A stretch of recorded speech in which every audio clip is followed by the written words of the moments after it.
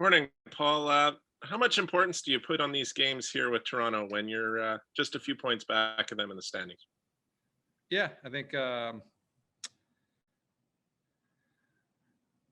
always important. Obviously, they're more important anytime you play a playoff team that's in the mix.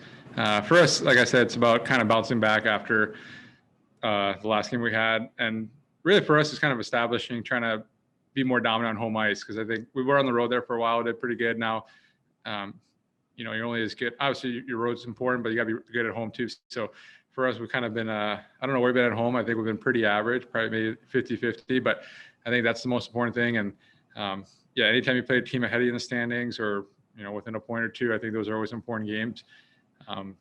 Find out kind of what works, what doesn't work, because that could be a potential playoff matchup. We'll go next to Murat Atesh from The Athletic. Go ahead, Murat.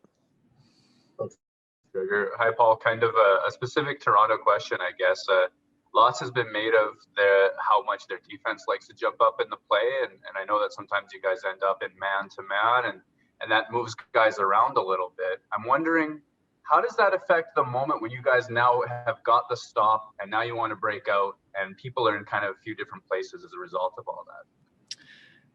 Yeah, I think you kind of play man-to-man, but kind of a limited man-to-man.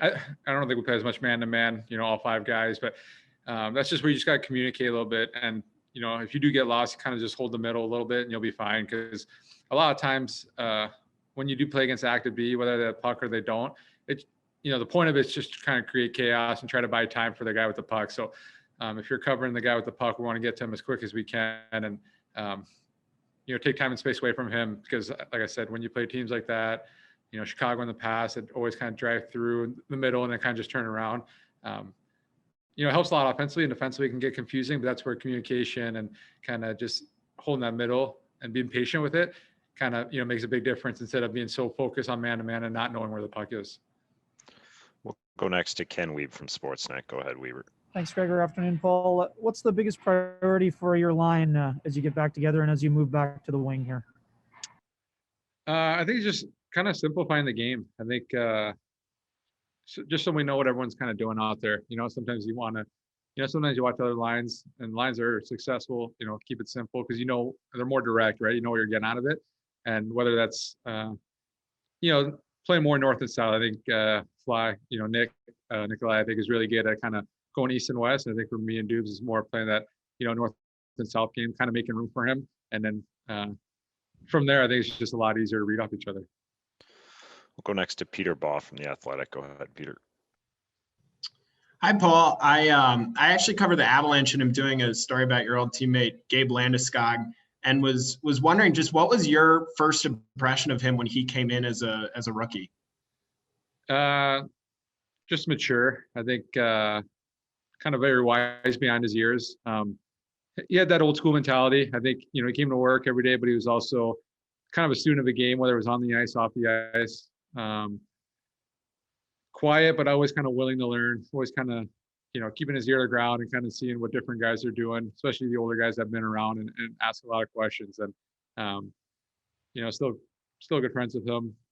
He's been watching, some of those games this year. I think this year he's really taken a step forward where, he's put up those numbers, but he's been driving the puck really good this year. And I know he's playing with those two guys, but sometimes people get caught up in watching just McKinnon and Rantanen, but I think Landy does a lot more than people think. He does a lot away from the play, but just his overall game, there's not just one aspect to him. I think he brings so many different qualities. And that's where when you saw him, when you meet him as a person, when you meet his family, you kind of realize that he's not a one-trick pony. He's constantly wanting to learn and grow as a person, as a teammate, and as a leader. And we'll Yeah, go ahead. Oh, sorry. What was your reaction, I guess, when he was named captain at age 19, and how did he kind of earn the team's trust at such a young age? Yeah, I think I think it was tough a little bit for him. I don't want to say he got thrown in the fire. We're kind of transition team, so it's always tougher like that a little bit. But no excuses. I think he took it hands on. I think people weren't surprised at all, whether it would have been at age 19 or 20 or 21. I think the way the league's changing now, guys come in and are leaders at a younger age, but it didn't change him at all. I think, if he needed help, if he needed questions, whether Adam Flo was around, or whether I was around, or Milan Hiduk was around, or you'd see Joe Sakic around the rink. He wasn't afraid to ask, and nothing changed for him. I think he's still kind of carried himself the same way. But just another person that guys could lean on, different, at difficult times. Would always face the music, and like I said, I don't think that changed at all. And I think it was only a matter of time. And if it was fast tracked a year, I don't think anyone really cared. I think everyone knew it was coming. We'll go next to Jason Bell from the Winnipeg Free Press. Go ahead, Jason. Thanks for doing this, Paul. Just from your vantage point on the bench and what you've seen from the PK unit, I mean, what the success they've had against Toronto obviously is sort of well documented, and your guys, and I'm just wondering what you've seen the unit, the success they've had, and also, hand in hand with that is the lift that you guys get when the PK is really working like it has been. Yeah, I mean, that's obviously, it's kind of a momentum builder, and obviously your PK is only as good as their goaltending, so it always starts at the back end there with Bucky and LB, and then I mean, the amount of sacrifices those guys make to block shots, you can't say enough about that.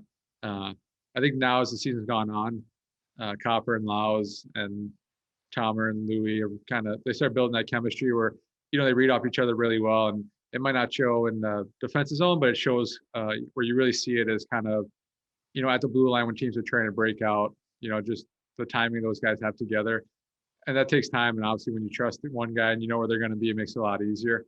But yeah, like I said, it all starts with them sacrificing their body and being selfless players. And when there is a big kill against, I mean, every team facing in our division has top unit power plays, it builds a lot of momentum for us, and we can kind of take that and just go with it. Go next to Sarah Lesky from TSN. Go ahead, Sarah.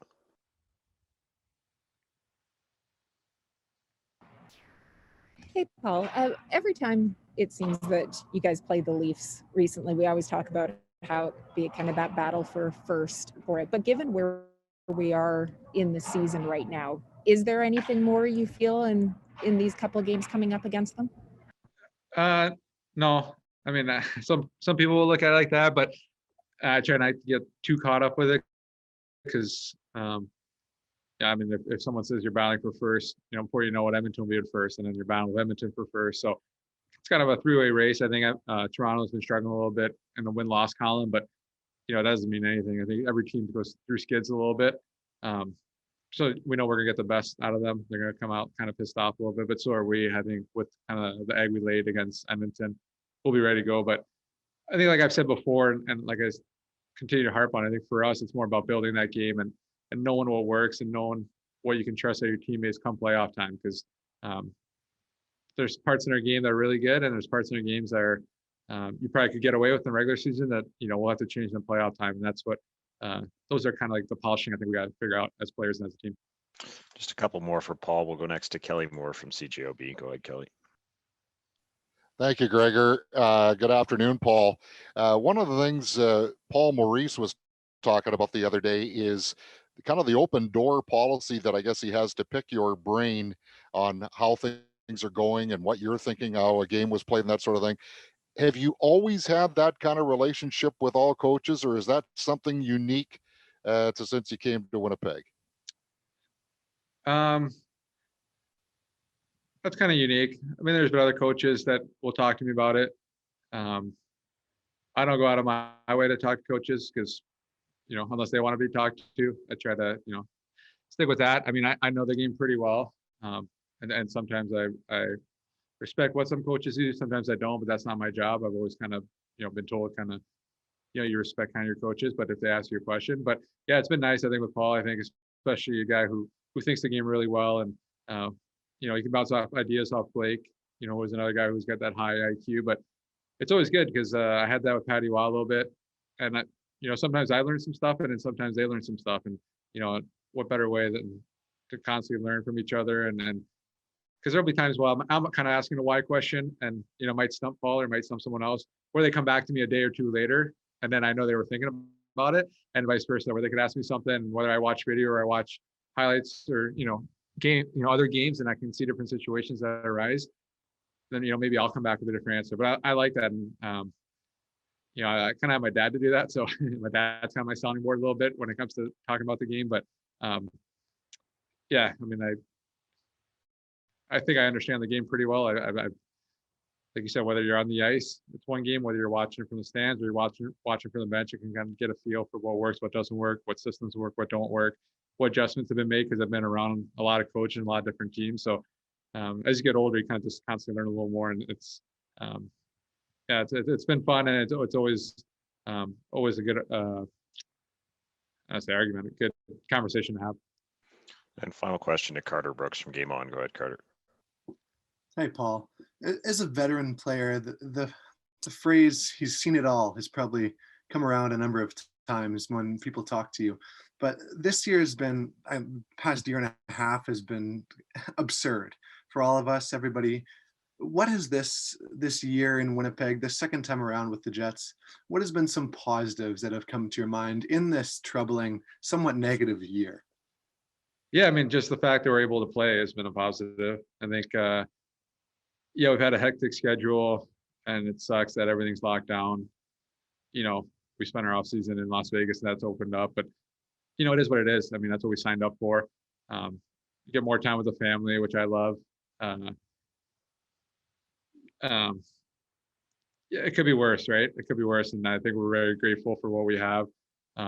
We have jobs, our business is still running, where other people, are trying to figure out their next meal, trying to figure out what they're going to do with their next venture, because there's very few businesses that can shut down for 15 months or 12 months, and pick, people just think when things open up again, everything comes back to normal, but it's not going to be like that.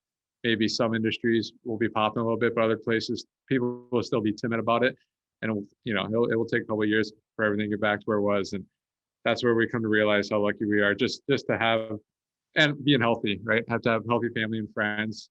Haven't had too many people get in a bad situation. So in that sense, I've been fortunate and lucky, but we count our blessings every day. I think we try to help out as much as we can, whether it's giving time or giving, money to different people that need it. But for me, it's more about knowing that I can go to work, knowing that I'm going to be home after practice, see my family, knowing that we have a meal on the table and we don't have to worry about what a vast majority of not just Canada, not just US, but the world has to deal with right now.